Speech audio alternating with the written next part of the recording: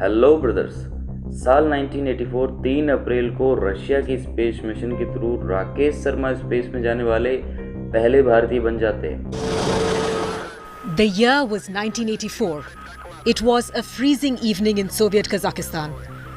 But Rakesh Sharma was in a pearly white spacesuit. People in India were glued to their TV screens. कुछ ही साल बाद 1997 और 2003 को Kalpana Chawla American space agency NASA के through space में जाती है और फिर इंडो अमेरिकन सुनीता विलियम्स भी स्पेस में जाकर इंडिया का नाम रोशन करती है। लेकिन ये सब हो पा रहा था रशिया की रोसकॉस्मोस और अमेरिकन स्पेस एजेंसी नासा के थ्रू। लेकिन इस बार हमारी खुद की इसरो की बारी थी।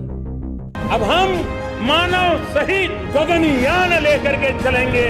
स्पेस स्टेशन कायम करने की भी योजना बना रहे हैं। भारत के लिए बहुत बड़ी उपलब्धि होगी और ऐसा लगेगा जैसे आप किसी छोटे बम पर बैठे हैं। ये बहुत जबरदस्त है और खतरनाक भी। हम मानव को अंतरिक्ष की उड़ान पर भेजेंगे और हम ये कर सकते हैं। विश्व के अंदर हम चौथे देश बन जाएंगे जो मानव को अंतरिक्ष में पहुंचाने वाले बन जाएंगे। जी हाँ दोस्तों, इंडिया का स्पेस मिशन गगनयान 27 फरवरी 2024 को प्रधानमंत्री मोदी इंडियन नेवी के 4 विंग कमांडर्स का नाम डिक्लेयर करते हैं। अजित कृष्णन। गगनयान 2007 में इंट्रोड्यूस हो गया था, लेकिन फाइनेंशियल प्रॉब्लम्स की वजह से इसरो को इस मिशन को साइड में करना पड़ा। फिर कुछ ही साल बाद इस मिशन को फिर से एग्जीक्यूशन में लाया जाता है ताकि इसरो बिना किसी इंपोर्टेड टेक्नोलॉजी के खुद के बलबूते अपना स्पेस शटल तैयार कर सके। सबसे पहले इसरो क्रू एस्केप सिस्टम को डेवलप करता है। क्रू एस्केप सिस्टम में सबसे ज़रूरी 2 चीज़ें हैं, एक क्रू मॉड्यूल और दूसरा पैराशूट्स।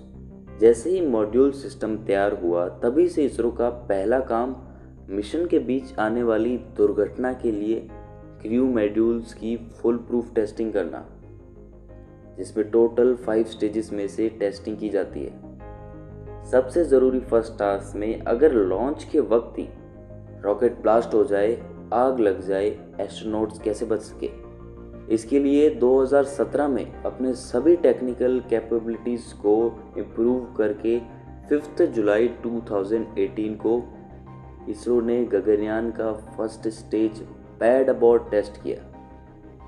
इसमें लॉन्च पैड पर ही रॉकेट ब्लास्ट कर दिया जाता है ताकि ये देख सके इस सिचुएशन में CS क्रू मॉड्यूल कैसे रिएक्ट करेगा। जब ब्लास्ट हुआ तब CS ने अपने आप को लॉन्च व्हीकल से सेपरेट कर दिया और बिना किसी नुकसान के सेफ जगह पर लैंड हो गया।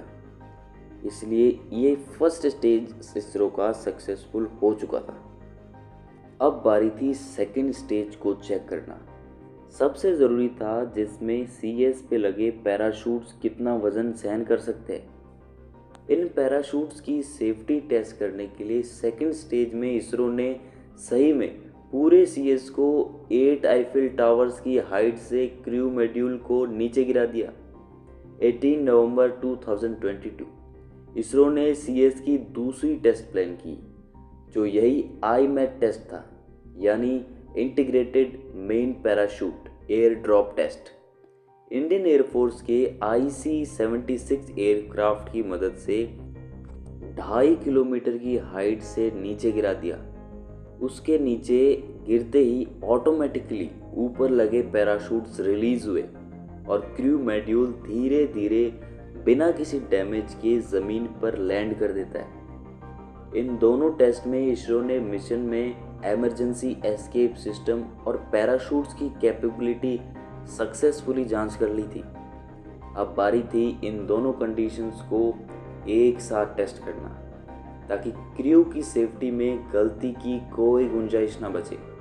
इस बात को ध्यान में रखते हुए इसरो ने 21 अक्टूबर 2023 गगनयान मिशन का 3rd स्टेज टेस्ट किया। इस बार इन्होंने माउंट एवरेस्ट की भी दोगुनी ऊंचाई से CS को सक्सेसफुली लैंड करवा दिया। बेसिकली इस टेस्ट की शुरुआत भी नॉर्मल रॉकेट लॉन्च की तरह ही हुई, लेकिन एक बड़ी हाइट पर जाने के बाद साइंटिस्ट ने जानबूझकर स्पेसशिप में टेक्निकल ग्लिच करवाकर आग लगवा दी ताकि सीएस के रिस्पॉन्ड को फिर से चेक कर सके।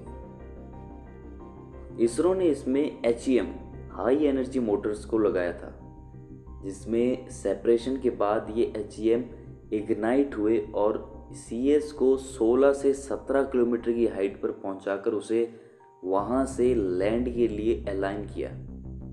अब ये वही पॉइंट था जहां पर आते ही सीएस और CM माने क्रू मॉड्यूल दोनों एक दूसरे से अलग हो गए। इस सेपरेशन के 8 सेकंड के बाद ही CM में मौजूद एक स्पेशल टाइप के पैराशूट्स खुल गए और CS की स्पीड को आधा कर दिया ताकि मेन पैराशूट्स फट ना जाए।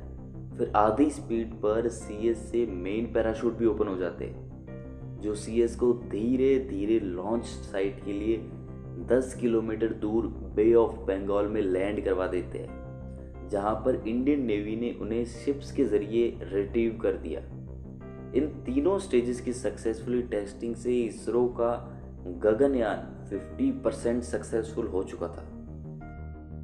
मिशन को सक्सेसफुल बनाने के लिए सबसे ज़रूरी टास्क था एस्ट्रोनॉट्स की ट्रेनिंग। रशिया के साथ कोलैबोरेट करके आज इंडियन एस्ट्रोनॉट्स ट्रेनिंग कर रहे हैं।